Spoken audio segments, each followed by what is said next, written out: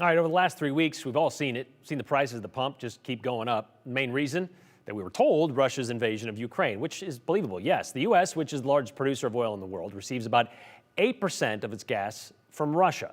So when President Biden announced that the U.S. would stop buying oil from Russia, the price skyrocketed overnight. Did not take long.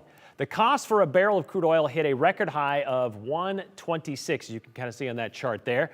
Average cost for a gallon of unleaded gas on February 26th, Boise, about $3.57 a gallon. Today, it's about $4.45 a gallon, an 88-cent increase in less than 3 weeks.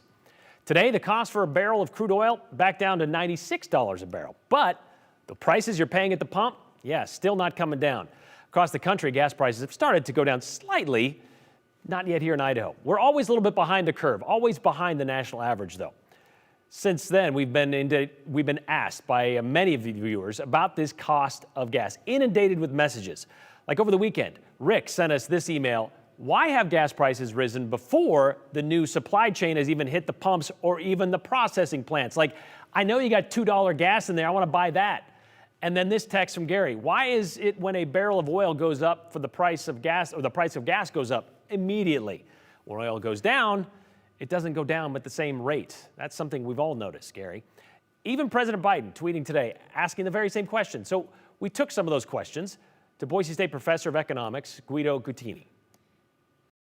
I can understand why your viewers would have those questions. Usually prices are more mobile upward than downward. So we say they're sticky downward. A lot of the producers, the sellers, they actually do something that they base their price on, of the price they expect to pay next when they have to buy the new shipment. But this happens more upwards than downwards. It's pretty obvious that they didn't go down as the price of oil went down again in the last few days. The price of gas stayed up.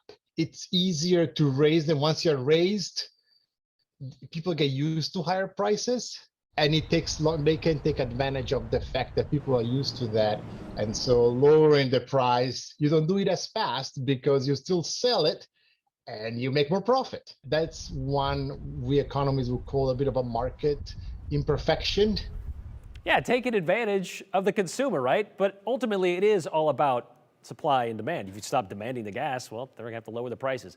Okay, so what about price gouging? Well, he says basically if the market price goes up, that's the way it is. Good news though, prices nationally, again, as we mentioned, starting to go back down. Idaho will get there eventually, just eventually. Expect some relief soon.